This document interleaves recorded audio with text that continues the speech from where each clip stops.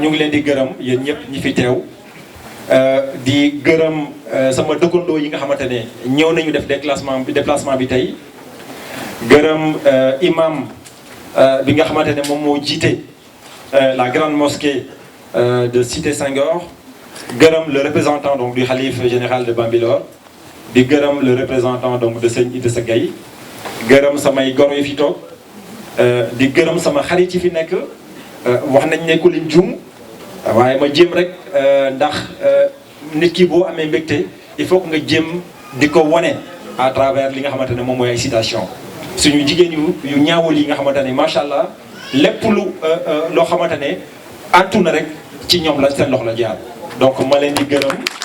vraiment ci seen i kàddu ci seen taxawaay ak ci seen i pas-pas ndax loolu la ñu soxla tey ci àdduna bi. di wax ni ñun kat lenn rek moom moo guidé suñu action ndax mosuñu def politique waaye lu tax ñu décidé def politique c'est parce que comme yàlla daf ñu jagleel ñuy liggéey ci tabaxum réew ñu gis ni Sénégal mi ngi ci ay situation yoo xamante ne amatuñu sañ-sañu toog naan loolu suñu yoon nekk ci ndax ñun li ñuy def ñu ngi koy def li ñuy am ñu ngi koy am wala li nga xamante ne moom mooy suñu liggéey moom doy nañu donc ñun duñu ñëw di engagé wu Sénégal. bi ñu defee nag constat boobu ba taxaw ba xool ñu ne kat ñun kat il faut ñu jóg soobu ci biir politique bi ndax ku deful politique ku ñëw warul def politique def ko à ta place kooku waroo ko ngaññi wala waroo ko mere bu nekkee dafa def loo xamante ne ànduloo si. loolu moo tax ñu jóg jël suñu responsabilité ne lépp loo xamante ne Sénégal soxla na ko ci wàllu xalaat ci wàllu taxawaay dinañ ci def suñu loxo parce que nous le devons à ce pays. loolu moo waral ñu jóg. ak ñeneen nit yi nga xamante ne dañu ànd ak ñun ci ngëm-ngëm ànd ak ñun ci principe ànd ak ñun ak ay valeur xam ni réew mi bu nekkee jóguñu pour defar ko première conséquence yi nga xamante ne moo ci nar a judd ñun ñoo koy vivre ñun ñi ñoo koy vivre ba pare suñu doom yi di ko vivre ndax tey ñépp xam nañ ni ci àdduna bi ne nit ki mën na dem ba jàng fii Sénégal doomam yi am ay lijaasa te mënuloo waat ne kooku lijaasa bi bu ko amee dina mën a liggéey. loolu il faut mu arrêter li tax ñu mën ko arrêter parce que am nañu ay jumtuwaay yu ñu mën a permettre ñu mën a jox à chaque citoyen sénégalais chance bi ngay mën a permettre mu mën a gis boppam ci réew mi moo xam ci wàllu liggéey la moo xam ci leneen ak leneen la. ñun nag ci tànk yooyu la ñu nekk nag nekkuñu ci tànku caaxaan nekkuñu ci tànku ay xaste nekkuñu ci tànku débat personnel li nga xamante ne moo ñu soxal. moom mooy relever le niveau du débat indi ay solutions aux problèmes qui se posent à ce pays loolu moom mooy ñun suñu taxawaay taxawaayu jàmm la taxawaayu indi ay saafara la may préciser ci jiiri saabalkat yi fi nekk ne ñun opposition la ñu nekk nous sommes un parti politique que nous venons de constituer qui se positionne dans l'opposition te positionnement boobu dafa di doon lu leer te li tax ñu positionné wu dans l'opposition parce que dañu bëgg a am suñu liberté d'expression suñu liberté d'action dañu ko bëgg a am ndax li doon yomb pour ñun moom mooy ñëw rek ñu bootu ci ginnaaw kenn ne nañu dem mais dañoo jël choix bi gën a jafe moom mooy nga demal sa bopp parce que dañu gëm ni principe ak valeur yi war a tax réew mi mën a dem de l'avant loolu ñun ñoo ko war a mën a incarner ñun suñu bopp tey bu yàlla defee incha allah ñu mën a dem ba incarner le projet politique que nous souhaitons proposer aux Sénégalais en 2024 su boobaa nit yi dinañ xam ni liggéeykat yi ñëw nañu que ce pays li mu soxla maa ngi leen di rassurer que li Sénégal soxla pour asseoir son développement de façon définitive mu ngi ci biir réew mi la question se pose en termes de choix et de priorité et ñun nag choix yeeg priorité yooyu xam nañ fan lañ koy jaaree pour mën a indi solution yi nga xam ne moom la Sénégal soxla ndax loolu mooy suñu liggéey plus de 15 ans mi ngi nii ñu ciy dox et ñu ngi koy defal yeneen réew yoo xamante ne mënatuñu toog di naan duñ ko defal suñu réew li nga xamante ne nag moom mooy suñu taxawaay wax naa leen ko moom mooy indi des solutions indi li nga xamante ne moom la askan bi soxla moom la réew bi soxla pour qu'on puisse asseoir son développement ci tànk yooyu li ñuy fekk te kenn duñu fekk ci beneen tànk dinañ ko def man ak ñi ma àndal ñëpp ci teggin dañ ko def ci yar parce que loolu li ñu soxla ci biir réew mi jàmm nit yi di mën a waxante di mën a jëfalante ci jàmm ak yar ñun nag loolu li ñuy woote kenn duñu fekk ñuy wootee nit ci xulo wala ci saaga wala ci xaste fu ñu mënti woo ci suñu liggéey li ñuy jël comme condition la seule condition bi nga xamante ne dañ ko nangu ci nit moom mooy principe ak valeur dès l'instant que am na ko rek ubbil nañ ko suñu loxo ne ko bismillah ñëwal ñu liggéey ma leen di wax tamit ne leen ñun doxaleen bi nga xam ne mooy suñu doxaleen amul président mooy décider ñenn ñi topp président beeg jaaykatu gerte bi ñoo am la même dignité amul benn xalaat boo xamante ne dinañ ko gis ci biir askan bi jàpp ne non loolu xalaatu ku tuuti la donc duñ ko jëfandikoo képp koo xamante ne am nga xalaat ci réew mi wala am nga loo xamante ne mën nga ñu ko jagleel tàllal nañ la suñu loxo ndax li ñu tax a jóg du lenn lu dul askan bi du lenn lu dul Sénégal moo tax bu ñu ñëwee tey ba mën a yeggee loolu askan bi dañ ciy sant yàlla bu baax a baax a baax di gërëm sama waajur bu jigéen bi fi nekk di sàkku ci moom ñaan ndax liggéey bi nga xamante ne moom la ñu sumb nii xam nañu du liggéey bu yomb di ñaan kilifa diine yi ñu jàppale ñu ci ñaan di ñaan sénégalais yi ñu jàppale ñu ci liggéey bi nga xamante ne moom la ñu dugg parce que ñoom rek ñoo tax ñu dugg ci liggéey bi ndax bu nekkoon suñu bopp la kon xam naa ne duñ fi sax taxaw di wax waaye dañu jàpp ne nit ki bis boo demee ba taseeg sa borom man bugguma di lay ak suñu borom ne ko bi réew mi di yàqu wala bi ma gisee am na yenn situation yoo xamante ne taxawul lan laa def xawma lu ma def bëgg naa taxaw ne suñu borom lii moo nekkoon sama taxawaay te jéem nañu te gëm naa ni loolu ñuy jéem ak dëgg di ko jéem ak pas-pas yàlla dañ ci defal sutura te bu ñu defalee sutura ci loolu lépp loo xamante ne moom la askan bi soxla dina ci gis boppam parce que loolu moo ñu tax a jóg bu ko defee ma leen di gërëm bu baax a baax di leen di woo vraiment ci liggéey bi di ñaan suñu borom yàlla nañu yàlla jàppale yàlla sàmm réew mi ndax ñun amuñu lenn lu dul réew mi donte nekkuñu fii nee nañu picc ngi ci kaw waaye xel baa ngi ci suuf ñun loolu moo ñu dal Sénégal lépp lu ñu am ci àdduna Sénégal moo ñu ko gënal moo tax heure engagement bu jotee kon dañuy jóg sóobu ci engagement bi heure engagement bu jotee dañuy sóobu ci engagement bi donte amoon nañu ay appréhension ci politique bi mais dañ ciy sóobu parce que loolu mooy yoon ma leen di gërëm bu baax a baax bëgg naa lim képp ku fi nekk ndax képp ku toog ci salle bi tey mérité nga ma jaar ci sa tour képp ku fi toog mën naa jaar ci seen tour ndax mérité ngeen ko ma leen di wax ni jël naa à témoin suñu borom ne leen engagement bi ñu jël nii tey bis bu ñu naree dem bay xalaat di ko def pour ay intérêt personnel kon maire sax bëgguñu ko chef de quartier sax soxlawuñu ko lu ñu bëgg mooy lépp lu ñuy mën a def toutes les actions que nous allons mener dans le cadre de nos réflexions dans le cadre de l'action publique lenn du ko tax a jóg lu dul askanu Sénégal nous en prenons l'engagement et nous en faisons la promesse ñu ngi leen di gërëm bu baax ci seen teewaay di leen di remercier vraiment du fond du cœur di wax alhamdulilah rabbil alamin merci beaucoup. waaw donc première question bi soxna si ñu ngi lay gërëm bu baax di xam ndax defoon nañu ay concertation ak yeneen parti politique waaw ñun bi ñu décidé jël engagement pour mën a servir Sénégal. S'il vous plaît, un peu de silence dans la salle pour que ñu mën a déggoonte. bi ñu defee le choix de l'engagement li ñu mettre en avant mooy ay principe comme ni ma ko waxee sànq ak ay valeurs ndax dañu jàpp ni réew mi su nekkee compétence ak xam-xam yàlla daf ñu yàgg defal sutura Sénégal façon compétence boo xalaat mi ngi biir Sénégal bépp compétence bi nga xam ne soxla nañ ko pour mën a développer suñu réew mi ngi biir Sénégal et d'ailleurs sax am na àdduna ci biir àdduna bi dëkk yu bëri compétence su Sénégalais yi la ñuy jëfandikoo pour di mën a développer wu. donc ñun bu ñu xamee loolu dañu exclure kenn waaye dañuy liggéey ñoo xamante ne gëm nañu ñun li ñu gëm képp koo xamante ne gëm na suñuy principe ak suñuy valeur rek dañuy ubbi suñuy loxo pour mën a liggéey ak ñoom ndax ñun dañu jàpp ne engagement bi ñu jël nii du engagement personnel de suñu personne ndax ñun suñu personne du dara ci histoire du Sénégal moo tax ku ñëwoon tey di liggéey ak ñun ñu gis ni yow yaa ñu gën a gëm li ñuy def amuñu benn problème sax di effacer wu parce que li ñuy mettre en avant mooy Sénégal ak le sort des citoyens sénégalais donc loolu moo tax ma mën a tontu sa question boobu di la wax ne am na ñoo xamante ne waxtaan nañu ci ay possibilités de collaboration ku mel ni juge Dème bi fi toogoon sànq nekk nit ku am solo nit ku baax koo xamante ne vision bi ñu am ci liggéey vision bi ñu am ci naka la réew mi war a tëddee dafa épouser moom it ay contours vision donc loolu xam naa ne bëri na biir Sénégal donc dinañu dox ay jéego ndax lii ñuy def nii ñun rek mënuñu ko il faut que ñu ubbi yaatal waxtaan ak nit yi nga xamante ne ils ont les mêmes contours ils ont les mêmes visions pour que ñu mën a ànd ci liggéey bi donc loolu laa mën a tontu ci sa question.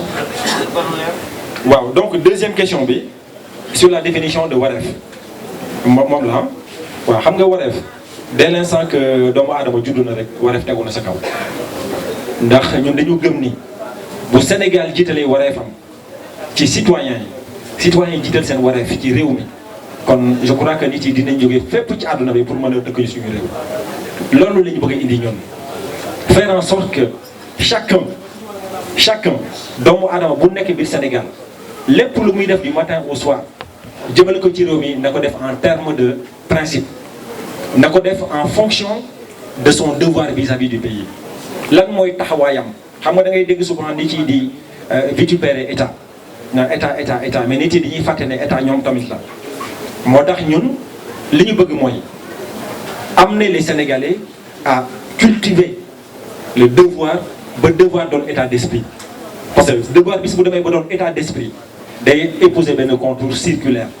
te bu épouser benn contour circulaire rek c'est-à-dire que amatul lenn loo xamante ne dinañ ko ragal ci biir réew mi ñun nag ci tànk yooyu la ñu nekk nous voulons que le devoir devienne un état d'esprit loolu moo tax ñu tuddee suñu parti jiital wareef le devoir en mouvement parce que devoir nekkul loo xamante ne da nga koy def vivre ko après nga arrêter il faut que ça soit un état d'esprit liggéey boobu nag c'est un travail de longue haleine mais gëm nañ ne bu ko Sénégalais yi épouser bu ñu épouser les contours de ce que devrait être le devoir je crois que incha allah li nga xamante ne moom la ñuy wut suñu borom dinañu ko defal. soxna si Sénégal Direct yaa ngi laajte yan activité laa mené au Sénégal waaw donc yàlla def na ci samay activité am na ay dirigé naa fi ay réformes mais dinaa la jox benn exemple bi nga xamante ne c'était entre 2011 et 2014 ndax ku ne xam na bu nekkee am na fi ay spécialistes de la justice donc dinañu mën a confirmer li ma lay wax nii. Sénégal en 2011 ñaari ressort ñoo fi amoon yuy mën a traiter li ñuy wooyee les appels muy Dakar ak Ziguinchor léegi dans le cadre de la réforme de la carte judiciaire dans le cadre de la réforme qu'on appelait le programme sectoriel justice man maa ko dirigé woon réforme boobu moom moo permettre ñu def li nga xamante ne moom mooy la réforme sur la carte judiciaire pour équilibrer le traitement des rôles au niveau national jëlee li nga xamante ne moom moo nekkoon 2 cours d'appel Dakar ak Ziguinchor yóbbu ko ci 5 kooku nekk premier élément benn bi nekk Ziguinchor benn bi nekk Saint-Louis benn bi nekk Dakar benn bi nekk Thiès bu nekkee Thiès nga dëgg sax doon nga gis ni avant on avait un tribunal départemental léegi maintenant on a une cour d'appel avec un tribunal de grande instance kooku mooy première réponse bi ma leen mën a jox deuxième exemple bi ma la bëgg a jox mooy ku ne xamoon na ne Sénégal dafa amoon lu ñuy woowee les cours d'assises cours d'assises dafa doon jur ay gàllankoor yu bare ci doomu aadama yi nga xamante ne dañu daan nekk en situation de détention préventive man maa bind benn rapport tuddee ko benn rapport sur la gouvernance carcérale boo xamante ne rapport bi moom moo déclenché la réforme du code pénal et du code de procédure pénale ñu supprimer les cours d'assises pourtant magistrats yi nga xamante ne ñoo ngi Sénégal moo xam c'est les magistrats du parquet wala les magistrats du siège merci boo xoolee bi ñuy def réforme boobu kenn àndu ci ndax dañ ma daan wax ne ma cour d'assises dafa doon loo xamante ne lu solennel la nit ci dañ ko bañoon mais dama bind rapport sur la gouvernance carcérale waxtaan ak ministre bi ne ko il faut supprimer les cours d'assises suppression boobu nag moom moo jur li ñuy wooyee les chambres criminelles permanentes moom ñooy beneen exemple boo xamante ne de liggéey bi ma la mën a tontu et puis aussi il y a le travail qu'on a fait sur donc la collégialité donc des décisions de justice ndax dañu gëm ni doomu aadama mu naree dem ba tribunal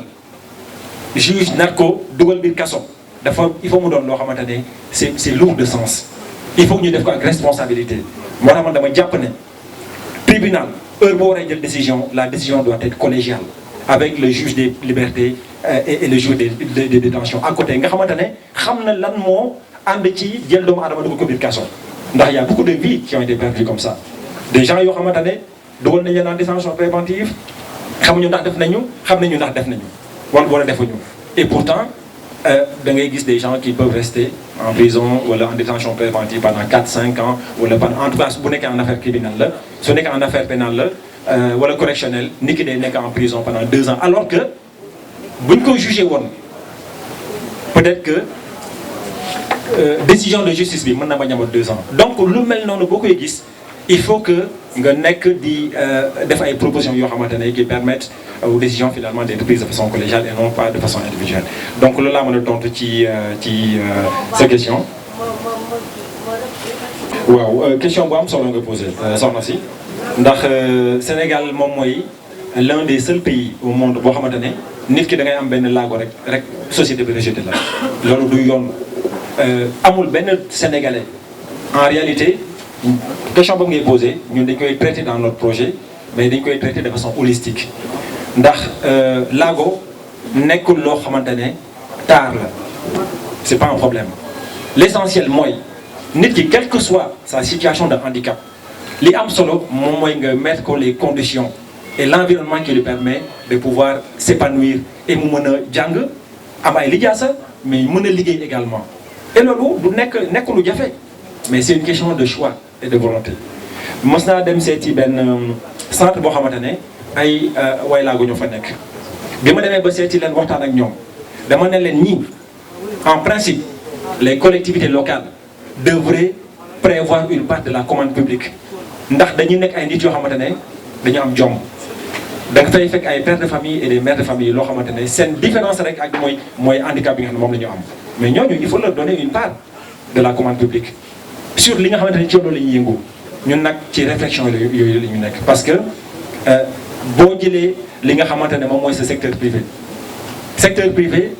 ku nekk moo ko yor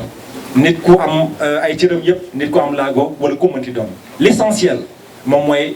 prévoir l'environnement à partir duquel nit yi mën a gis seen bopp te ñun ci tànk yooyu la ñu nekk moo tax